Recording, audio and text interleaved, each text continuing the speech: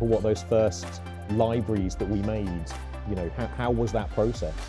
Painful. It was definitely a learning curve, I think, for us sort of coming through. Obviously the process then was very slow. We were working with protocols that we weren't familiar with, so we were double checking and triple checking all of our work and making sure that sort of everything was in place. And I think that first sequencing run, we all put it on, fingers crossed, not knowing whether it was going to work. But I know, and it took so long. Like the first day, maybe it was like 10 or 11 hours in the lab. It was so exhausting trying to, like you said, follow this complicated protocol that we hadn't used before and trying to get every step right.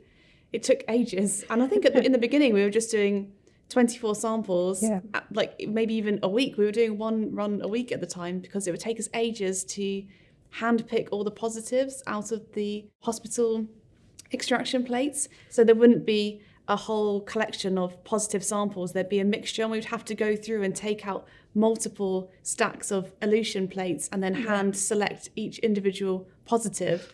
And we only had single channel pipettes, so everything was done manually by hand, and there's so much opportunity for mistakes when you're doing that you want to like triple check everything all the time, which also like adds a huge amount of delay onto how long it takes to process them. Yeah. And I think probably having the two of you working in tandem really helped with that, because you were able to make sure that you were able to check with each other about as you're going through, making sure steps weren't missed, making sure that you weren't. And you had a lot of, I remember you had a lot of tricks to sort of make sure that you didn't miss out a sample on a plate or anything along those lines. Yeah, got very proficient with Excel. Lots of big Excel spreadsheets, and making sure that our work plans were really set out. I think that was a really good thing to be able to have those 96 well plates and highlight which of those samples that we needed to pull out.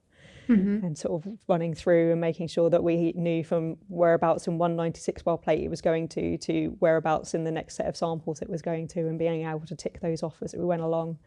Even sort of back then when we were only doing 24 samples, it was a good sort of start out for that practice. Definitely. Or, like opening a fresh box of 96 tips when you're handling a 96 well plate, because then each time you take a sample, if you suddenly get lost and forget where you are, you can look back at your tip box and see exactly how many samples you processed already. That saved me like a few times, because when you're doing it day in, day out, you can just so easily lose track. Exactly. Daydream for a second and you're completely lost.